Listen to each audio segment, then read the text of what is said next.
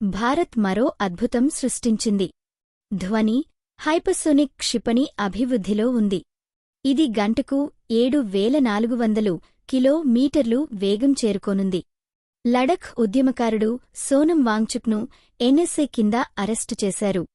ఆయన భార్య సుప్రీంకోర్టుకు వెళ్లి భర్తను విడిపించమని విజ్ఞప్తి చేశారు. ఏపీలోని నెల్లూరు జిల్లాలో జువ్వలదిన్నె హార్బర్ దేశంలోనే అతిపెద్ద ఫిషింగ్ హార్బర్గా అభివృద్ధి కానుంది. సినీ వార్తల్లో పవన్ కళ్యాణ్ నటించిన దే కాల్ హిమ్ ఓజీ చిత్రం ఆల్ టైమ్ టాలీవుడ్ హిట్స్లో 7వ స్థానానికి చేరింది. మెగాస్టార్ చిరంజీవి నయనతార జంటలో వస్తున్న ఎంఎస్విజీ సినిమా నుంచి మీసాల పిల్ల పాట ప్రోమో విడుదలే అభిమానులను ఆకట్టుకుంటోంది. టెక్ ప్రపంచంలో 31 ఏళ్ల చెన్నై యువకుడు Aravind Srinivas AI startup Perplexity ద్వారా భారతదేశంలో అత్యంత యువ బిలియనీర్గా నిలిచాడు.